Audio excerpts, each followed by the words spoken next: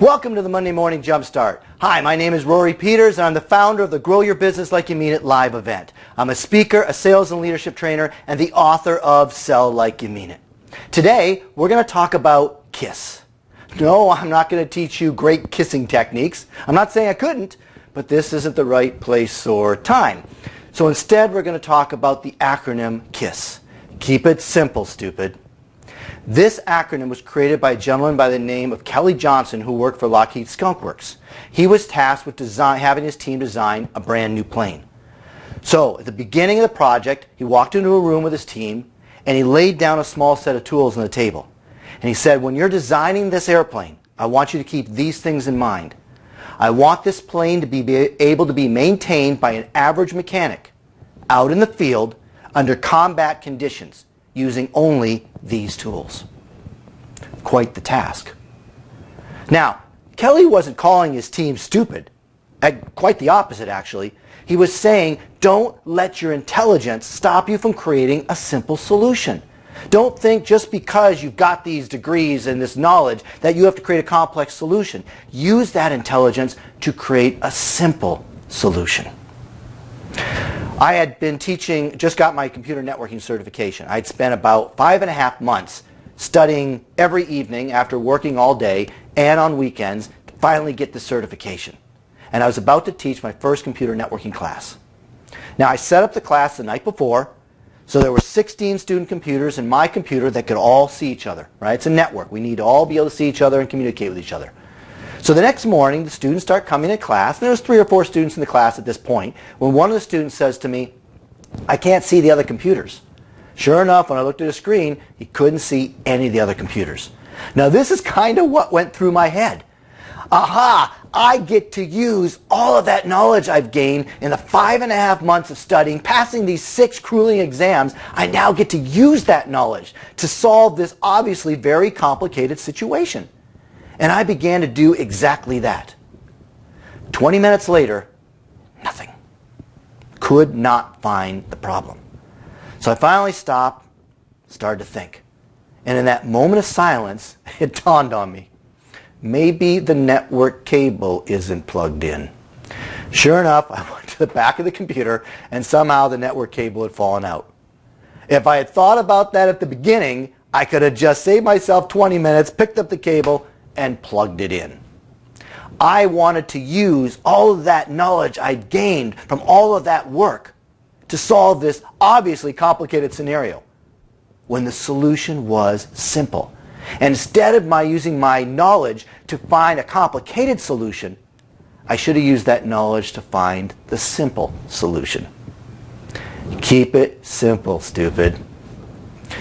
There's a phrase that we're all very familiar with that basically says, it's called Occam's razor. And it says, all other things being equal, the simplest solution is often the right one.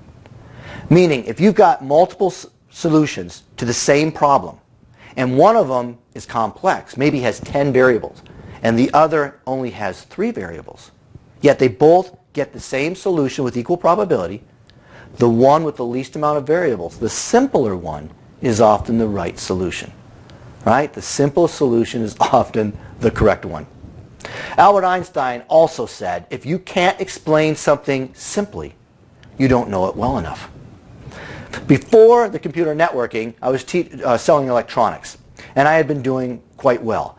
And one day I was outside getting some fresh air, and one of the sales guys came up to me and said, Rory, can you help me? I don't seem to be able to close sales. I'm really having a difficult time here. Do you have any idea what I'm doing wrong? And I said, yeah, actually, I do. See, this guy had been in the military, and his area of expertise was electronics. So he had this vast array of electronics. He knew more about the inner workings of a stereo receiver than any of us did. And instead of learning the craft of sales, learning the features of the unit and the benefits to the customer, why they wanted to pay for this, he was relying on his knowledge of electronics. So in trying to sell these receivers or any other piece of equipment that he was selling, he would go into the technical aspects of the unit, talking about the transistors, the diodes, and the capacitors, and all the things that the customer had no idea about and didn't want to know about. They didn't come there for a technology lesson. They came there to buy a piece of equipment that would solve a problem they had. And I said to Chris, you need to keep it simple. Unfortunately, you're going to have to dump all that knowledge you learned because that's not going to help you. What you need to do is learn the features and the benefits of the equipment and explain to the customer the features what it has and why they want to pay for it. What is the benefit to that customer? Keep it simple. And again, that's the key. The key is not to take the knowledge you have to create a complex scenario. Use the knowledge that you have to create a simple one. I'm sure we've all been in a discussion with somebody where the first minute they did an excellent job at defining their argument and it was making sense. But instead of stopping there, they kept talking. 5 minutes later, they had added so much stuff that didn't make any sense and had nothing really to do with the scenario into their argument that it completely muddied the waters and you had no idea what they were talking about. If they had kept it simple and stopped after the first minute, you would have probably agreed with what they had to say, or at least thought it had a lot of validity. But instead, they felt they needed to add more, that they need to make it more complicated, more complex, add more information to get their point across. When again, as Occam's razor says, the simplest solution, all things being equal, is usually the right one. So in all your endeavors, when you're talking to your clients, your customers, your boss, your family, your kids, your spouses, whoever it is that you're trying to communicate with, that you'd like to get a point across with, keep it simple, stupid. Don't add all kinds of stuff into it to just make yourself seem more intelligent or more knowledgeable. Use that intelligence and knowledge to offer a simple solution, one that they can easily get behind. And you're going to find it allows you to get your point across or to make your argument or to accomplish whatever it is you're trying to accomplish much easier. I hope you enjoyed this video.